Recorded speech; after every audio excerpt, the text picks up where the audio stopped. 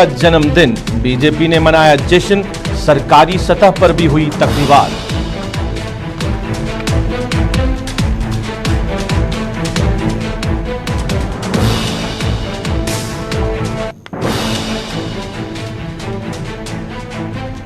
पीर पंचाल के पहाड़ों से महबूबा ने फिर लगाई आवाज, 370 के हटाने को दिया जुल्म करार।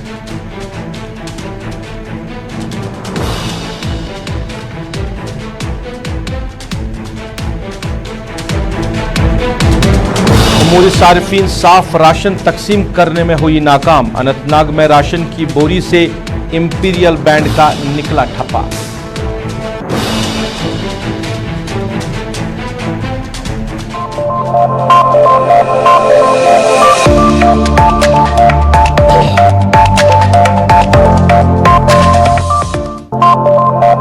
आदाब नाज़रीन, आप गुलिस्तान के श्रीनगर स्टूडियो से बराह रास्त स्पेशल रिपोर्ट देख रहे हैं और मैं हूं आपका मेज़बान रऊफ फारूक। स्पेशल रिपोर्ट में सबसे पहले बात करेंगे वज़ीर-ए-आज़म नरेंद्र मोदी का आज 71वां जन्मदिन मनाया गया। मुल्क के साथ साथ जम्मू कश्मीर में भी तकरीबात का इनेकाद किया गया था। श्रीनगर में बीजेपी के हेडक्वार्टर पर एक शानदार तकरीब का इनेकाद किया गया था, जहाँ पे बीजेपी से वाबस्ता लीडरान और वर्करान ने जश्न मनाया और वज़ीर-ए-आज़म नरेंद्र मोदी को जन्मदिन की मुबारकबाद पेश की। जो हमें प्रिय प्रधानमंत्री जी मिले हैं देश को, उनका हम आज जन्मदिन जो हम मना रहे हैं यहाँ पे कश्मीर में, पूरे कश्मीर में ये मनाया जा रहा है। तो खासकर यहाँ पे श्रीनगर में, क्योंकि हेडक्वार्टर होता है, हेड ऑफिस होता है, यहाँ से हमने शुरुआत की। ये देखिए कि हमने चाहा कि पोस्टल सर्विस जो बंद हो चुकी है उसके ज़रिए से भी मोदी जी ने ये हम उनको पैगाम भेजना चाहते हैं। इधर बारामूला में भी जो बीजेपी से वाबस्ता लोग हैं, लीडरान हैं, उन्होंने वहां पे जश्न मनाया और वज़ीर-ए-आज़म नरेंद्र मोदी को जन्मदिन की मुबारकबाद पेश की।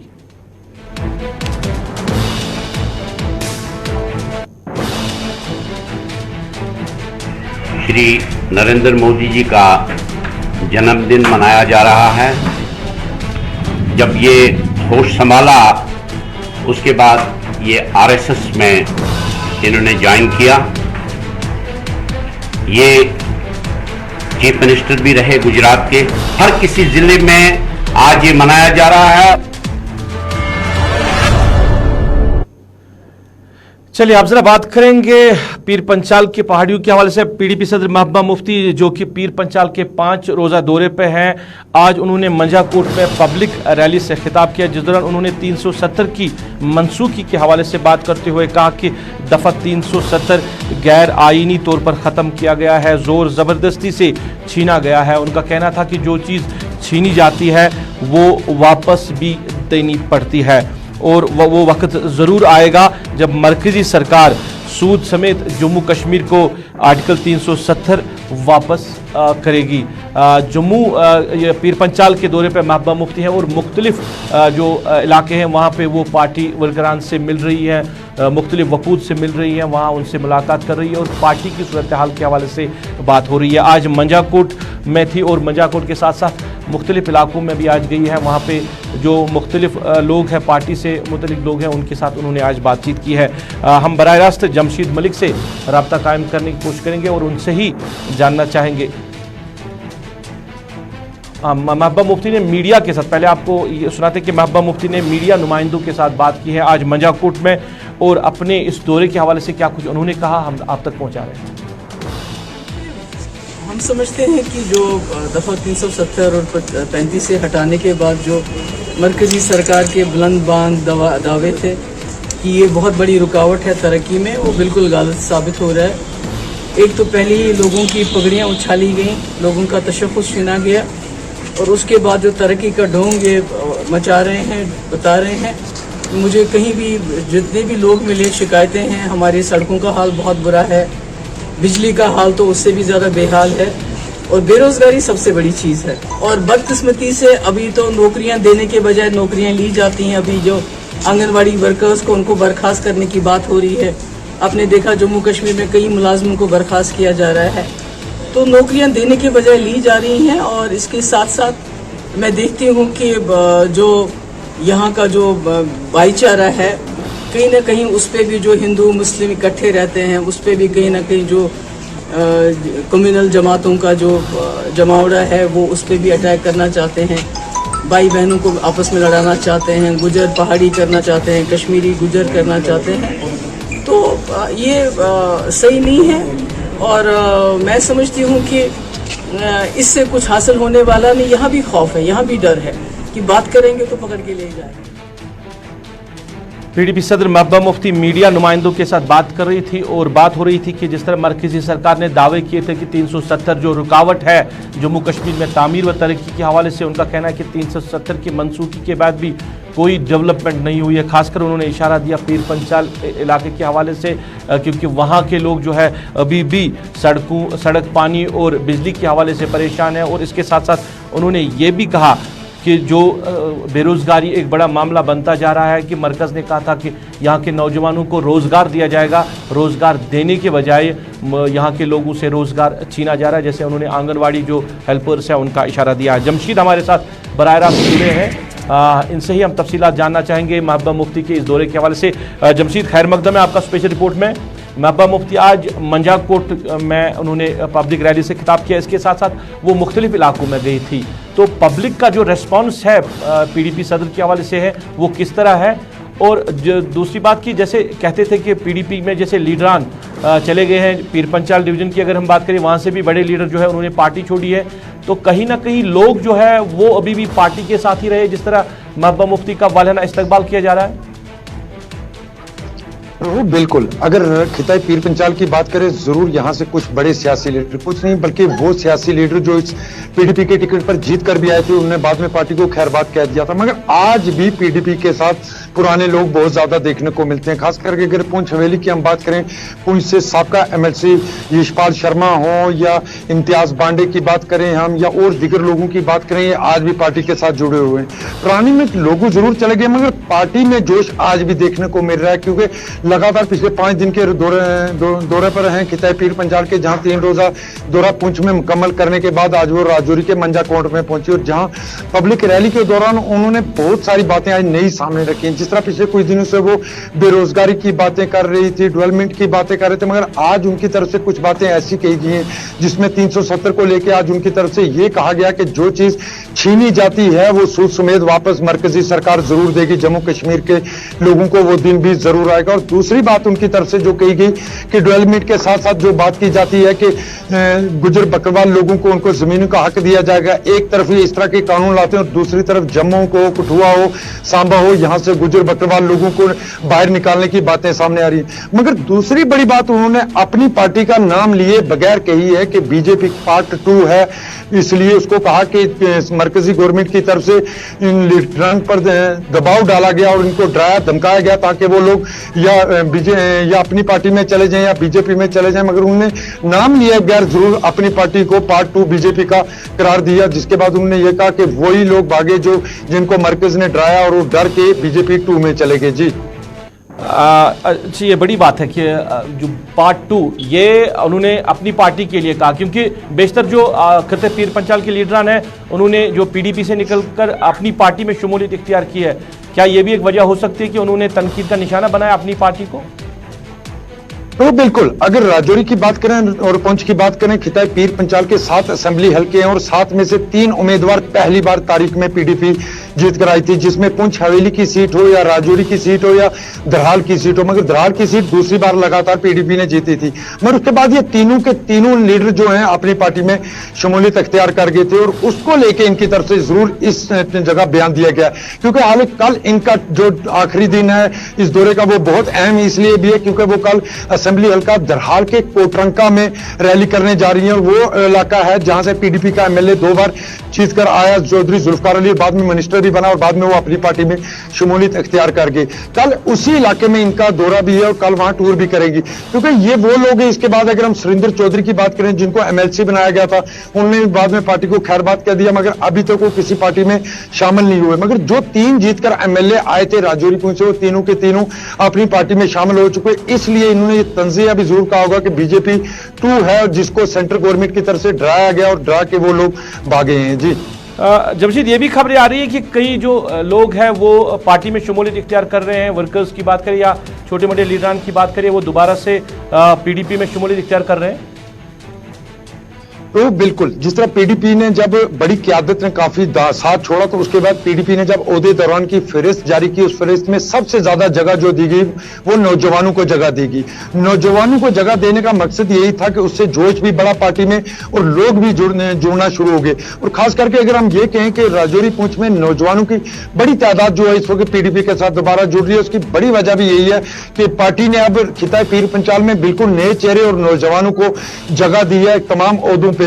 उसको लेके पार्टी में भी काफी जोश देखने को मिल रहा है, जिस कारण ये लोग नौजवानों की बड़ी संख्या इनका वेलकम करने रास्ते में पहुंचती है। जी रूफ, जमशीद ये भी बताइए, क्योंकि असेंबली इंतखाबात की बातें हो रही है, अगरचे अभी डेट मुकर्रर नहीं है, वक्त मुकर्रर नहीं कब होगा, मगर इंतखाबात की बातें हो रही है। कितनी अहमियत का हामिल है महबूबा मुफ्ती का ये दौरा खिताए पीर पंचाल, और क्या लीडरान की निशानदी, क्योंकि जो बड़े लीडर थे, जो बड़े चेहरे थे, वो पार्टी छोड़कर चले गए हैं। अब किन लीडरों को सामने लाया जा रहा है, किन को असेंबली इंतखाबात में मैंडेट दिया जाएगा, क्या इस हवाले से कोई वहां पे मीटिंग हुई है या बातचीत चली है? रूफ, अगर असेंबली इलेक्शन की टिकटों को लेकर बात करें तो पुंछ और मेहंडर दो ऐसे असेंबली हल्के हैं जहां इनके लीडर आज भी बड़े सियासी लीडर जरूर मौजूद हैं जिन्होंने पार्टी नहीं छोड़ी है। उसके बाद अगर हम बात करें सुरनकोट की बात करें या राजौरी की बात करें, कोटरंग कदराल की बात करें या नौशहरा की बात करें, यहां नए चेहरे जरूर सामने आ सकते हैं। मगर राजौरी के एक असेंबली हल्का ऐसा है, दराल असेंबली हल्का, जहां पुराने सियासी वो रुकन है उस वक्त जब पार्टी की बुनियाद रखी गई थी, मास्टर तसद्दुक हुसैन जी, वो आज भी पार्टी के साथ जुड़े हुए, वो ये माना जा सकता है दराल असेंबली हल्का से वो उम्मीदवार जरूर हो सकते हैं। पुंछ से दो, जिस तरह मैंने बताया, पुराने लीडरान आज भी पुंछ में उनके पास हैं। सुरकोट और राजौरी और नौशहरा की अगर बात करें तो यहां नए चेहरों को जरूर चांस मिल सकता, मगर इस तरह की बात इनकी तरफ से अभी तक कोई कही नहीं की है। हालांकि इनसे पूछा गया क्या असेंबली इलेक्शन की तैयारियों को लेकर आपका टूर है, तो उन्होंने इस बात से बिल्कुल इनकार किया। उन्होंने कहा इलेक्शन जब होंगे तब देखेंगे। खिता पीर पंचाल से मरहूम मुफ्ती मोहम्मद सैयद भी जुड़े रहे, जिन्होंने इस खिता के लिए बहुत काम किया। उसी के आगे कड़ी को मैं बढ़ा रही हूं, क्योंकि मुझे खिताए पीर पंचाल से बहुत प्यार मिला। उस प्यार को मैं हमेशा याद रखती हूं और हमेशा मैं इसीलिए खिताए पीर पंचाल का टूर वक्फे से करती रहती हूं। जी, आप जमीनी सतह पे जुड़े हो, लोगों से भी आप मालूमात हासिल कर रहे हो, तो कितनी अहमियत का हामिल ये दौरा है असेंबली इंतखाबात से पहले, और लोग क्या कह रहे हैं महबूबा मुफ्ती के इस दौरे के हवाले से?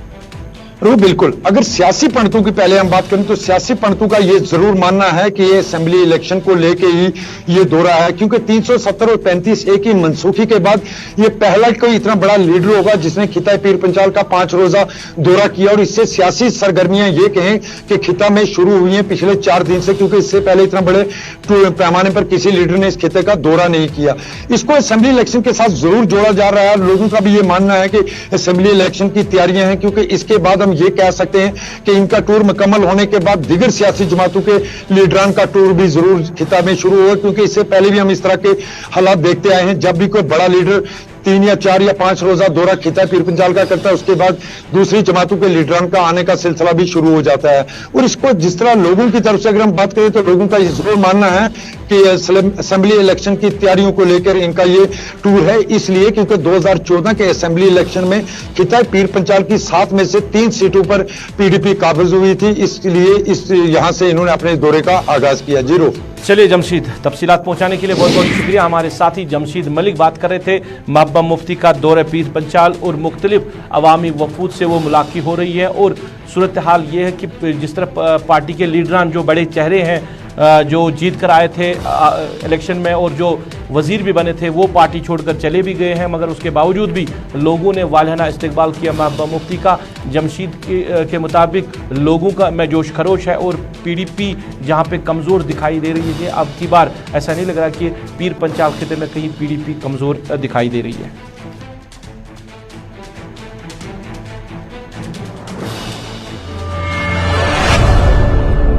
नाज़रीन, आप ज़रा बात करेंगे महकमा उमूर सारिफीन के हवाले से, क्योंकि तकसीम राशनकारी के हवाले से बात करें तो कहीं ना कहीं लोग शिकायतें करते रहते हैं कि नाक़िस जो राशन है वो सारिफ को दिया जा रहा है। और इस ऐसा ही वाक़ा आज ज़िला अनंतनाग के अंची डोरा अनंतनाग में इलाके में हुआ, जहाँ पे महकमा उमूर सारिफीन की तरफ से गैर मियारी राशन जो है वो लोगों में तकसीम की जा रही थी। लोगों ने एहतिजाज किया। इस मौके पे जो फूड एंड सेफ्टी डिपार्टमेंट के लोग हैं वो वहाँ पे आए मौके वारदात पे और उन्होंने वहाँ से राशन को सील कर दिया गया है। आपको ये हम जो विजुअल्स दिखा रहे हैं, बोरियों से जो इंपीरियल ब्रांड यानी शराब की जो लेबल है वो इन जो बोरियों से निकली है, जो सील्ड बोरियां थी। अगरचे ये मामला हमने डायरेक्टर उमूर सार्फिन की नोट्स में लाया और उनसे बात करना चाहे, मगर उन्होंने कोई जवाब देने से फिलहाल इनकार ही किया। मगर वहाँ पे जो लोग हैं आंचीडोरा की जो आवाम है, जो जिनको राशन लेना था, उन्होंने कहीं ना कहीं महकमे के हवाले से गम गुस्से का इजहार भी किया कि नाकस जो राशन है वो लोगों को दिया जा रहा है। अब लोगों की बात हम आप तक पहुंचाएंगे और फिर जो वहाँ पे कंसर्न जो स्टोर कीपर है उनके साथ भी हमारे साथी फिदा हुसैन ने बात की, क्या कह रहे हैं हम आप तक पहुँचा रहे हैं।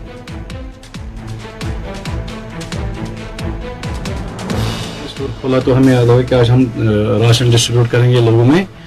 तो जब यहाँ पहुंचे तो मैंने 2-4 बोरियां चेक की तो पिछले से 2-4 बोरियां मौजूद थी। तो कल जब राशन आया तो जब हमने खोला तो आप खुद देखिए, तो मेरे कहने की जरूरत 4-4 बोरियां मैक्सिमम 4-4 बोरियां निकलती है गाड़ियों में।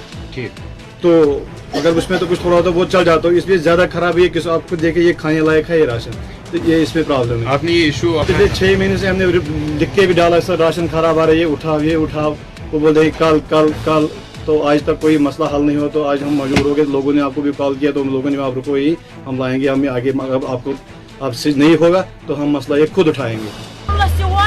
सिर्फ खराब तोमुल त्रोड़न मज तो त्रोड़ खोलान सिर्फ खराब तोमुल क्या करो ये कोविड बेमार क्या करो अम खुद क्या करो अच्छा तेल थे पे मरन, इसलिए करो सोन चार खुद ठीक गे करो यह सोजान नबर पे मुकुर तोमुल ये करान बेमार क्या करो अच्छा ये मुकुर तोमुल नुन यमिस क्या खता बरो अम फुल त्रोड़ द्राय मज बोतल शराब। चलिए, सारिफ भी इल्ज़ाम लगा रहे हैं और जिसके साथ साथ जो कंसर्न वहाँ पे मुलाजिम है, स्टोर कीपर है, उनका कहना है कि पिछले 5-6 महीने से ये हालत बनी हुई है और ख़ासकर हर महीने 4-5 बोरियां ऐसी निकलती है जिसमें इस तरह का चावल निकल रहा है। ये फूड कॉरपोरेशन इंडिया की तरफ से सप्लाई हो रहा है ये राशन, और इसको देख रेख करने के लिए क्या महकमे के लोग नहीं है, क्योंकि लोगों ने इल्ज़ाम लगाया कि उन्होंने जो वहाँ के महकमे उमूर सार्फिन के जिम्मेदारान हैं उन तक भी बात पहुँचाई, वो वहाँ पे नहीं आए हैं। और आप ये जो विजुअल्स आप देख रहे हैं इसमें बादल तौर पर बोरी से निकला हुआ ये जो इंपीरियल ब्रांड शराब की बोतल का ये जो ये एक कागज़ जैसा एक बोतल का कवर निकला है, ये भी इसी बोरी से निकला है जो सील्ड बोरी है। हमने जिम्मेदारों से भी बात करनी चाहिए मगर कोई खातिर का जवाब नहीं मिला। हमारे साथी फिदा हुसैन वहाँ पे मौजूद रहे, उन्होंने लोगों का भी गुस्सा देखा और वहाँ पे जो कंसर्न अथॉरिटीज़ है उनके साथ भी बात करना चाहिए। तो फिदा से ही जानना चाहेंगे, फिदा नाकस राशन के हवाले से अगर बात करें तो आए रोज शिकायतें आती रहती है और जहाँ पे आप आंचीडोरा की बात कर रहे हैं ये ज़्यादा ही कुछ खराब राशन दिया जा रहा है लोगों को।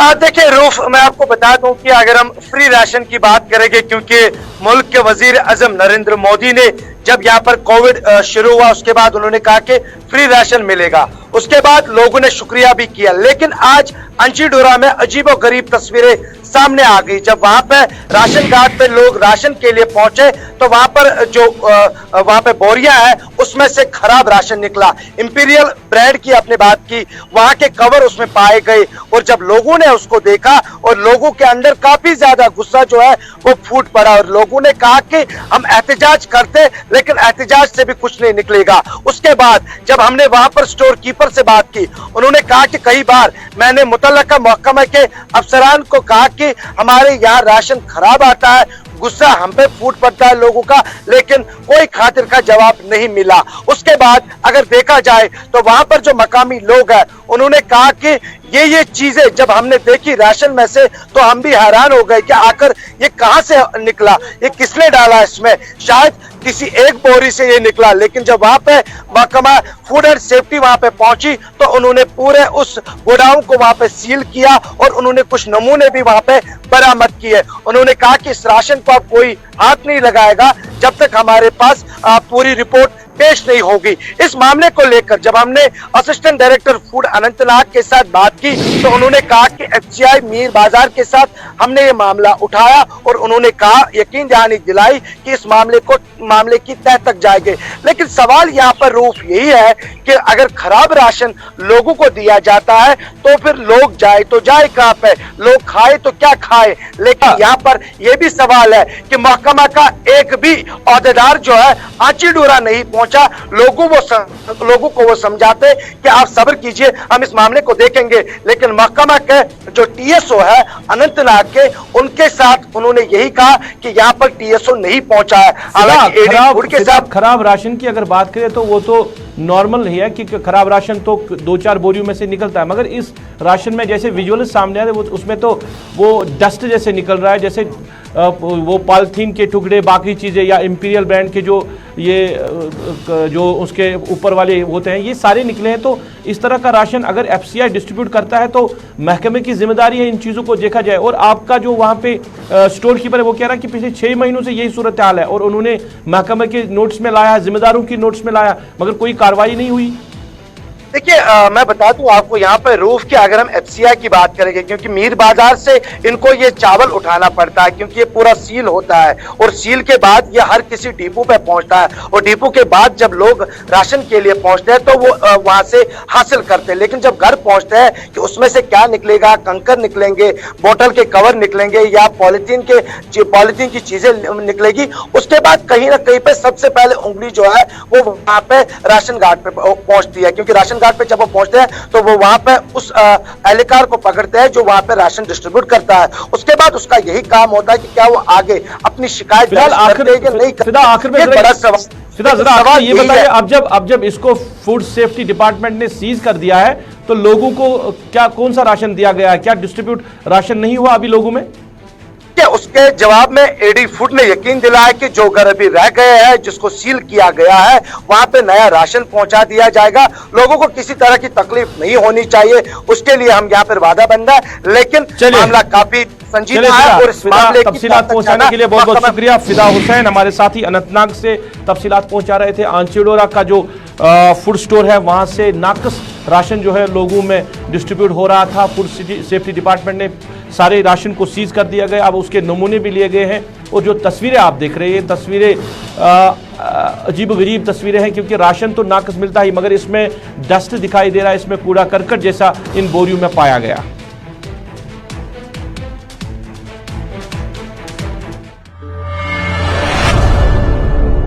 नाज़रीन, सरकार की तरफ से अब मुलाजमों के हवाले से एक और ऑर्डरनामा जो है वो इजरा किया गया है कि अब वफादारी की जांच होगी और जिन लोगों को पासपोर्ट हासिल करना है उनका जो ट्रैक रिकॉर्ड है वो साफ होना चाहिए, यानी वो एंटी नेशनल जो गतिविधियां हैं उनमें मुलविस नहीं होनी चाहिए। बाज़ार तौर पर इसके हवाले से एक कमेटी तश्कील दी गई है जो मॉनिटरिंग करके जो तफसीलात है वो सरकार को देगी। इस हवाले से कहीं ना कहीं मुलाजमीन जो अंजुमन हैं उन्होंने अपना रद्दमल पेश किया। उन्होंने कहा कि मुलाजिम जो है वो मुल्क के वफादार होते हैं और हर मरहले में, हर एक हालात में यहाँ के मुलाजिम ने काम किया है और यहाँ की सरकार को चलाया है। अब इस तरह के जो फैसले हैं ये मुलाजिम खुश है। इजैक के प्रेसिडेंट रफीक अहमद राथर ने इस हवाले से गुलिस्तान न्यूज़ के साथ बात करते हुए क्या कहा, हम आप तक पहुँचा रहे हैं। कोई ना कोई आर्डर आप देखते होंगे इशू होता है और हमने कई बार इस पर अपना कंसर्न भी एक्सप्रेस किया है।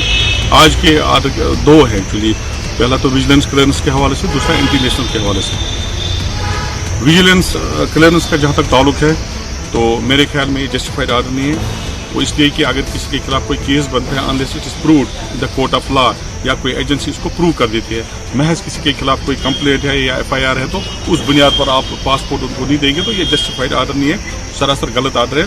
तो मेरी सरकार से गुजारिश होगी कि वो इस तरह के आर्डर्स को देख लें और मुलाजिम कुछ आर्डर्स इस तरह के जो है इशू रोज़ बरोज़ होते हैं उनको स्टॉप किया जाए। जहाँ तक दूसरा आर्डर है उसकी नवीद ज़रा तेज़ है तो मैं उस पर भी बात करना चाहूँगा। हमने पहले भी कहा है कि हम एस्टेब्लिशमेंट का हिस्सा हैं, सरकार का हिस्सा हैं, तो बल्कि जो जिस्म है, जिस्म का एक हिस्सा हम भी हैं। तो किसी भी सूरत में आप एक तबके को आइसोलेट नहीं करेंगे, एक तबके पर आप शक की निगाहों से उनको देखेंगे, उनके जहनों में सस्पिशियस क्रिएट करेंगे या सोसाइटी को उनके खिलाफ इस तरह के आर्डर इशू करके उनके जहनों में ये डालेंगे कि शायद मुलाजमीन इस तरह की एक्टिविटीज़ में इन्वॉल्व हैं। ये मेरे ख्याल में ठीक नहीं है। हमने पहले भी कहा है और आपके जरिए दोहराना चाहूँगा, अगर कोई ऐसा एलिमेंट है मुलाजमीन में जिसके खिलाफ सबूत है ये नहीं कि आप किस पर इल्जाम लगाएंगे या महज FIR की बुनियाद पर। अगर एस्टेब्लिश्ड है किसी आदमी के खिलाफ, किसी मुलाजिम के खिलाफ, जिसका भी कैडर हो, जिस कैडर का भी वो मुलाजिम हो, अगर ये साबित हुआ है कि वो एंटी नेशनल एक्टिविटीज में मुलव्वस है, तो एम्प्लॉय जॉइंट एक्शन कमेटी का क्लियर स्टैंड है कि हम ऐसे आदमी को सपोर्ट नहीं करते। सरकार का हक बनता है उनके खिलाफ एक्शन लेने। लेकिन हमारा मानना यह है कि गवर्नमेंट के पास ऑलरेडी कुछ मैकेनिज्म है। पहले भी एक मैकेनिज्म था, उसके बाद भी दूसरा मैकेनिज्म अमेंड हुआ 311 का। तो ऑलरेडी हमारे पास मैकेनिज्म ऐसे मुलाजिमों को डील करने के लिए सरकार के पास एक मैकेनिज्म, एक रूल ऑफ लॉ ऑलरेडी है। तो अब फिर से उस रूल को बदल कर फिर ज्यादा स्ट्रिंजेंट बनाना, बार बार। चलिए, सरकार के फैसले के हवाले से मुलाजिम अंजुमन ने का रद्दमल, उनका कहना है कि मुलाजिम वफादारी से काम कर रहे हैं और अगर कोई भी इन गतिविधियों में मुलव्वस है जो एंटी नेशन है तो उनके खिलाफ कार्रवाई होगी। एम्प्लॉय जॉइंट एक्शन कमेटी कतन उस मुलाजिम का साथ नहीं देगी। इसके साथ ही आज की स्पेशल रिपोर्ट में बस इतना ही। मुझे मेरी पूरी टीम के साथ इस वादे के साथ दीजिए इजाज़त, आप अपना ख्याल रखेंगे, हमें अपनी नेक दुआओं में याद रखेंगे। अल्लाह आपका हमारा सबका निगहबान।